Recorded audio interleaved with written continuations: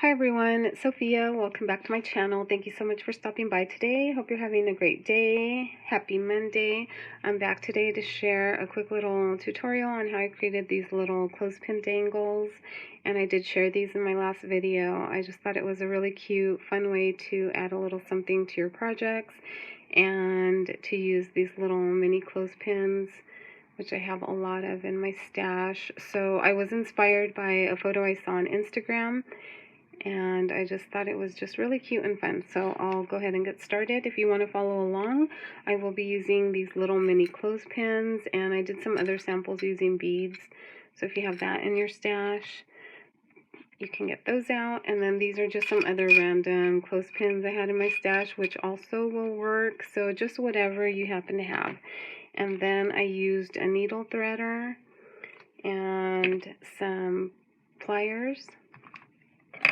You'll need some scissors and twine. This is the kind I used on the ones I already made. It's from Target and it's really pretty. It has a metallic thread going through it, but it does unravel easily, so I won't be using this on my tutorial today. So I'll be using just regular twine, pink. And if you don't have a needle threader, you can also try using one of these little crochet hooks. As long as this top part here is really narrow, that's helpful. And then you'll need some little jump rings. And if you happen to have hemp cord in your stash, this works really well. It's not too thick, it doesn't unravel easily, and you almost don't even need anything to help get it through the beads because it's pretty stiff and just really nice. So if you have hemp cord, that works really well. So I'll be using the mini clothespins, and the only thing that's a little different on these is that you will be using this little middle coiled part to thread your little jump ring through. So just grab your jump ring, open that up. These are really easy to open up, and then you're gonna slip the jump ring in through that little coiled part. So it's pretty easy. It went in pretty easy right there, and then you just close up your clothespin. Hopefully I'm in frame. You can see that. So then just close that up. So then we have a little jump ring now on there where we can attach whatever we want. So that's the main thing to these. So if you're working with some of these other thicker, bigger clothespins, you can't get the jump ring unless you have a really big jump ring. But if you'll see, I don't know if you can see here, these little the coils are kind of spread further apart. They're not as tight as they are on the little ones. So what I did on these is I just will thread the jump ring. You just put it through maybe the first 2 or 3 coils. This one, there's a gap after the second coil, so I just kind of try to work it in that area.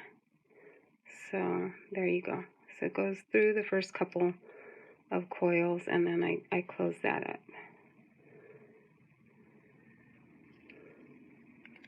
So there you go. Can you see that? So hard to show these little tiny things, but so that's how I did it on these bigger ones. And back to this little one here. So then from there, I've got my little jump ring attached, and then I just kind of measure out how much twine I think I want on these. So I think it's usually, I just eyeball it, and I usually just cut a length of twine from there. And then for these here, I ended up using some wood beads, and I have some bigger wood beads here, but for these I used some small sized ones. I don't know, they might be like 4 to 6 millimeter size beads. So just these little round wood beads. So for these, I'm going to go ahead and use 2 of the natural color ones and then 2 of the kind of hot pink color ones. So those are the little wood beads that I'll be using. Can you see that? So, and then up here at the twine, this is where you're going to find this little threader useful. So I use the needle threader and I just insert it into the bead like that. Can you see that? So then you've got this little area right there, and then that's where I'm going to be putting my twine through. So I just fold it and then feed it through and then pull it through the bead. So there's that. And then I'm going to be doing the same thing with the next bead. And I do kind of fold this because, like I said, with the twine it does unravel pretty easily. So I just find it easier to use it with a threader. So I've done these 2. And then I'm going to knot. I'm going to do a little knot at the end here.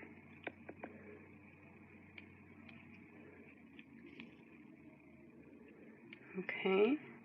And then I'm going to push these down. So I've got that side. And then we're going to be working on the next side. And I want my beads to kind of line up. So I'm going to start with the pink one. So that's more in the middle. Sorry. So same thing. Just put it through like that. Fold the twine a little bit, feed that through the needle threader and pull it through the bead. So this is just really helpful, and you can find these needle threaders at the Dollar Tree and sewing kits, or at Joann's, Michael's in the sewing department. So same thing, feed it through like that, fold the twine to get it through there, and then I just pull it through.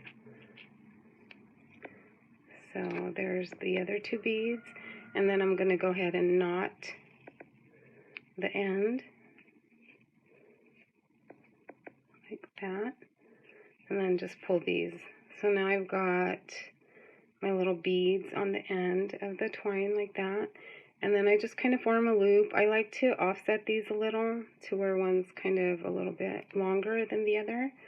Then you do your little loop at the top, and then I just do the same thing. I feed it through. On this part, I don't really feel like I need to use anything to get it through, so I just feed it through the little jump ring that we attached, and then just put your ends through the loop, and then pull that closed.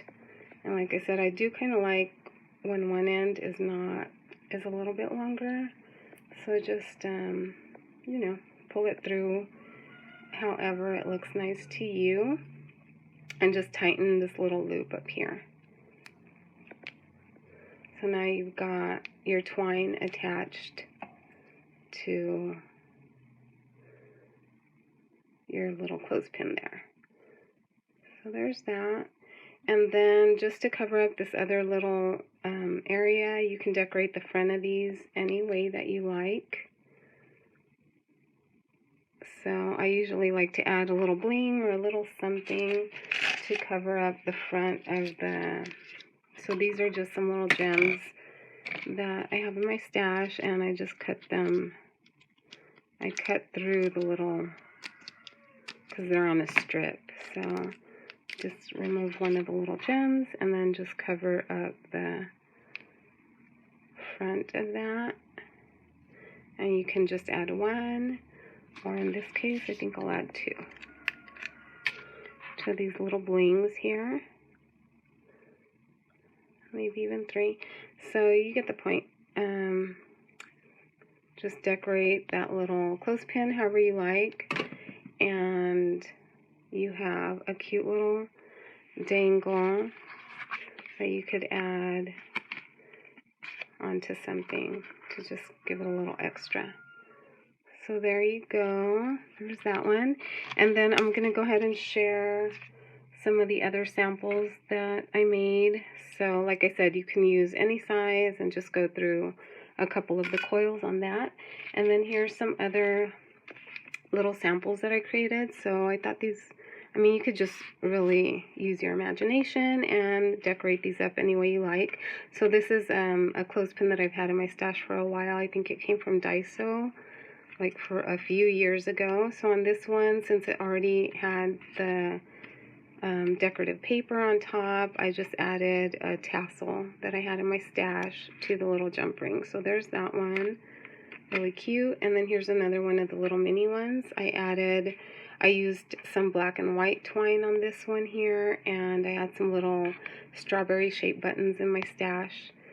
So I used those on the end and just some black little bling on the front of the clothespin.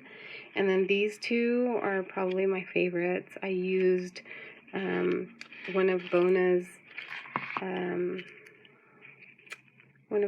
Flair Buttons on this one. So I thought it would be really cute on a project using the crepe paper collections.